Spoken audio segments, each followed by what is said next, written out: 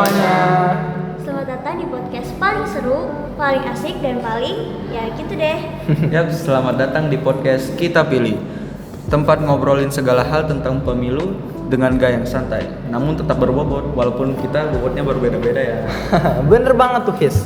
Hari ini kita bakal bahas sesuatu yang penting banget, tapi sering dianggap ribet guys. Nah betul banget tuh, kita hari ini bakal ngomongin pemilih pemula versus pemilih berpengalaman. Nah kita juga udah ngomong nih sama panitia KPPS, pemilih pemula dan pemilih berpengalaman. Jadi kali ini podcast kita bakal seru banget nih. Setuju gue sama lu Rain.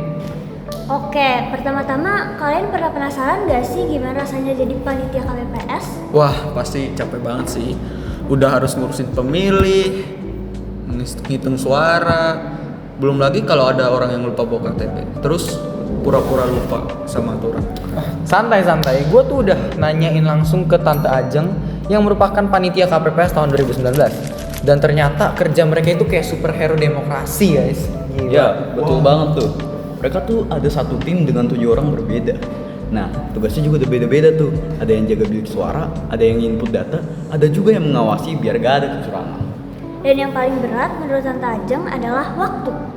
Bayangin, mereka mulai dari jam 9 pagi sampai jam 5 subuh. Wah, itu bukan pemilu sih. Itu mah lembur tanpa batas namanya. Yo, iya bener banget tuh Kis. Makanya butuh fisik yang kuat banget ya ternyata, dan ada batasan umur buat jadi panitia KPPS. Plus, mereka juga harus nge-upload data ke sistem KPU yang entah kenapa Tante Ajeng lupa nama webnya nih guys. Wajar sih kalau lupa. Pas pemilu 2019 mungkin WP masih ada di zaman batu tau. Tapi mereka juga punya cara mengantisipasi masalah. Misalnya kalau ada pemilih yang gak terdaftar, cukup bawa KTP aja yang sesuai dengan domisili TPS, terus bisa nyoblos deh. Wah, itu keren banget sih. Salut buat panitia KPPS yang udah berjuang demi kita bisa memilih pilihan kita. Oke, sekarang kita bakal masuk ke pemilih pemula nih guys. Nah, pemilih pemula tuh sering bingung sih sebenarnya ini pemilu harus diapain ya? Makanya kita tanya langsung aja ke salah satu pemilih pemula. Dan jawabannya menurut gue sih menarik banget. Pertama, mereka sadar kalau suara mereka itu penting. Karena pilihan mereka sekarang akan menentukan masa depan negara kita.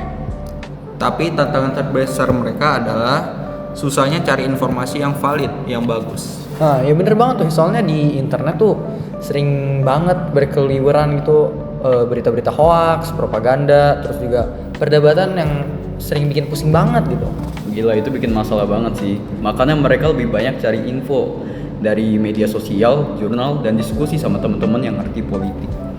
Dan yang unik, mereka tuh sadar kalau nggak boleh asal ikut-ikutan, harus punya pandangan sendiri biar gak nyesel nantinya.